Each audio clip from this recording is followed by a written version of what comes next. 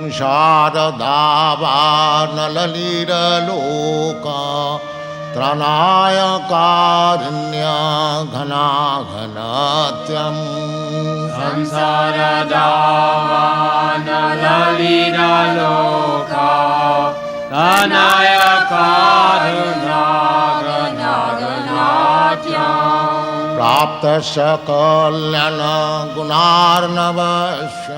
Hare Krishna. Welcome to Sri Vrindavan Dham. This is the home of Srila Prabhupada that was built by his disciples in 1972, where Prabhupada spent so many intimate times with his disciples and followers. My name is Daivi Shakti. I've been here trying to serve Srila Prabhupada since 1974.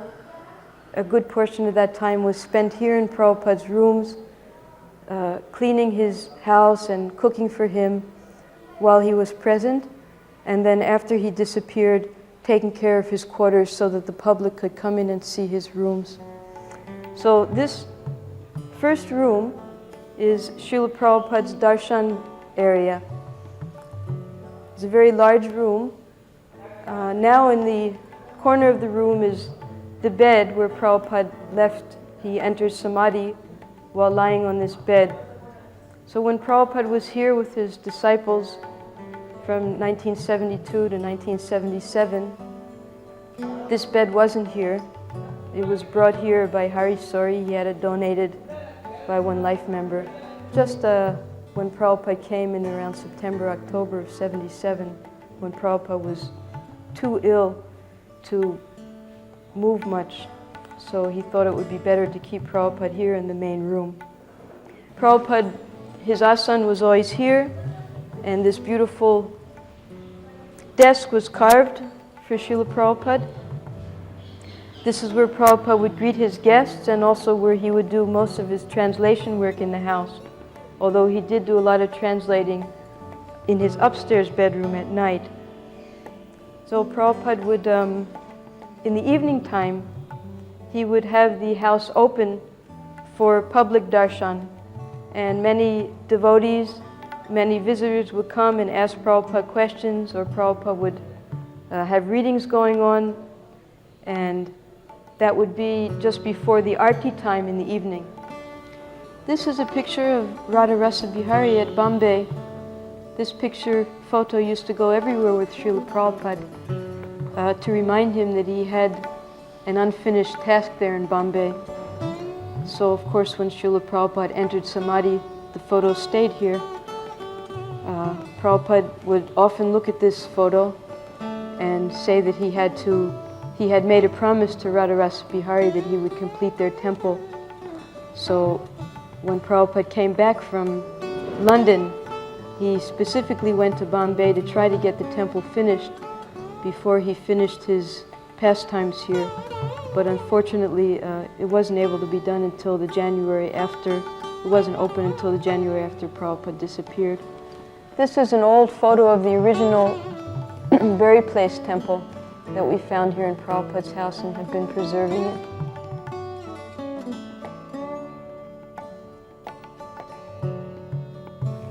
This is Srila Prabhupada's original sannyas danda that he had kept at the Radha Damodar rooms, that was removed from there, and then a few years ago it was returned. So we're keeping it here safely in Prabhupada's rooms. This is a picture of Krishna and Balaram, not on the day that they were installed, but just a few days after, one of the outfits made by the devotees here. Prabhupada was given a few of these photos just after the opening, and he had us frame them and keep them all around the room. This is the only one that's still remaining, so we keep it here safely, right on Prabhupada's bed at the place where Prabhupada disappeared. Attached to Prabhupada's main darshan room is his prasadam room, that he would morning and afternoon take his breakfast and lunch at. The asana where Prabhupada would sit is the original asana that was made for Prabhupada when he stayed at the Radha Damodar rooms, and then it was brought here when he moved here afterwards. The desk is also from there. We just had to put a protective covering on top because of the water.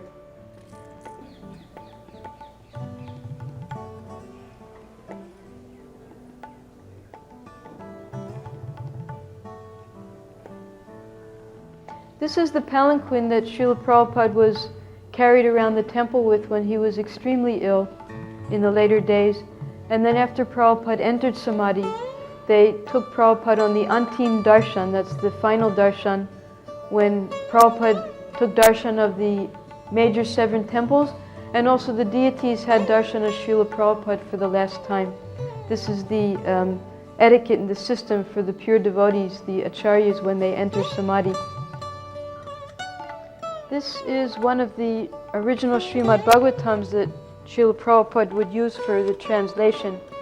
In Bengali it says Srimad Bhagavat, and here's Srila Prabhupada's signature with Vrindavan. And then in here, Prabhupada would use this as reference when he was making his translations and purports. Here's one of the slokas, the Sanskrit slok but in Bengali text, and then the different tikas by the different acharyas.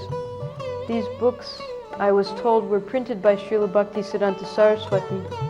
So Prabhupada would study the sloka and then the different tikas or purports given by the acharyas, and then he would go on to create his Bhaktivedanta Swami purports himself.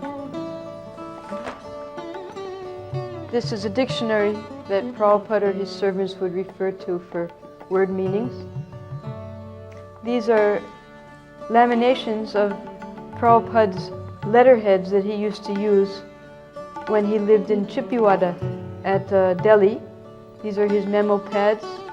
This is his address at the Radha Bansi Gopal temple at Keshigat for the League of Devotee letterheads. Founder Secretary Goswami Abhay Charan, Bhaktivedanta, with the different types of membership fees that you can have. Patron, advisor, constitutional, and sympathizer. Sympathizer was rupees 10 per year. So Prabhupada would use this for writing his letters. And then this is the letter pad for his Hindi edition of Back to Godhead called Bhagavad Darshan. We also have some issues of that in his Almira that we'll show later. So this is all in Hindi, giving his addresses at both Keshigat in Vrindavan and the Dharmshala, the Swarup, Narayan, Agarwal, Veni, Madhav, Dharmshala ke Samne in Kanpur. This is a Kanpur address that Srila Prabhupada used to use. Both his Vrindavan and Kanpur addresses are given here. This is a very close associate of Srila Prabhupada's. This is his Grundig dictaphone that will go everywhere with Srila Prabhupada. Quite famous amongst his secretaries and servants. They'd have to set it up for Prabhupada, and the tapes would be sent for preparing the books. So this is the microphone that we'd often see in Prabhupada's hands when pictures were taken of him when he was translating. These are some of the preserved issues of the original Back to Godhead that Prabhupada printed. The first is March 1952, and the first page is Prabhupada's very famous poem that was given to his spiritual master on his Vyasa Puja that Srila Bhaktisiddhanta Saraswati appreciated very much. When we first opened Srila Prabhupada's Almira in his back bedroom, we found this little booklet, and it turned out that Prabhupada, he had an interview, a meeting with Indira Gandhi when she was the Prime Minister, I believe in 1976.